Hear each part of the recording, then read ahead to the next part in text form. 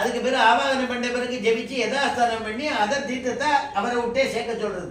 2 பேரும் தம்பதிகளா இருக்கிறதுனால இவரை விட்டு தீர்த்து சேர்க்க சொல்லும் பொழுது தான் சரீரம் பாவனமாகும் பொழுது உள்ள இருக்கிற குழந்தைக்கும் அந்த தீர்த்தம் போய் சேர்றது.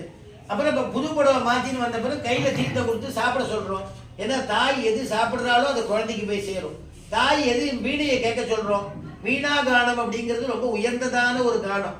அதனால சரஸ்வதியை கையில வீணை தான் வச்சுட்டு இருப்பா, வீணா வாத்தியம்.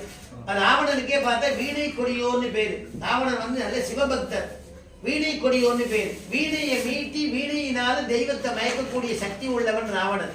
அதனாலதான் சிவபெருமானியே மயக்கினான். அதனால வீணை கொடிய வீணையை இயற்றக்கூடியவன், மீட்டக்கூடியவன். அந்த வீணா வாத்தியத்தினால இந்த இவன் கேட்கும் பொழுது அந்த குழந்தைக்கு உள்ள போய் கேட்குமா. எப்படி நாரதர் உபதேசம் பண்ண கயாத்து கேட்டா, கயாத்து கர்ப்பமா இருந்தா. ஒரு கால் அவள் தூங்கினாலும் அந்த குழந்தை குடின்னு கதை கேட்டுதான். ஊன்னு வயத்துக்குள்ள இருந்து 5 சின்ன குழந்தை, பிறக்கக்கூடிய குழந்தை. அதை பார்த்தா பரம பாகவதனாக பிரகல்லாதங்கிற பேரை வச்சு அழைக்கும்படியா அந்த குழந்தை பிறந்தது. அப்ப அதுக்கு என்னன்னா ஜாயமான கடாட்சம்னு பேர். சில குழந்தைகள் பெருமாளுடைய கிருபையினால பிறக்கும், பெருமாளுடைய கடாட்சத்தினால.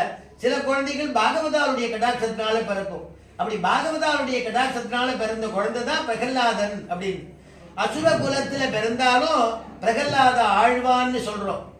தேவ குலத்துல பிறந்தாலும் இந்திரனுடைய பிள்ளைக்கு ஜெயந்தன்னு பேரு. ஆனா அவன் பண்ணதான காரியம் காக்கையா இருந்தான். காக்கையா மாறி என்ன பண்ணினா சீதையினுடையதான திருமேனியை தீண்டினான். அதனால அவனுக்கு காக்காசுரன் பேர் வந்தது. அதனால நல்ல குலத்துல நல்ல குழந்தையா பிறக்கிறதோ, கெட்ட குலத்துல கெட்ட குழந்தையா தான் பிறக்குங்கிறதோ நம்முடைய இஷ்டம் இல்லை, பகவானுடைய சங்கல்பம். யார் யாருக்கு எந்த நேரத்துல எப்படி குழந்தை பிறக்கணுங்கிறத யார் விதிச்சிருக்காங்கிறத இன்னாருக்கு இன்னார் என்று என்னைக்கோ எழுதி வச்சுட்டோம். பிரம்ம லிபியில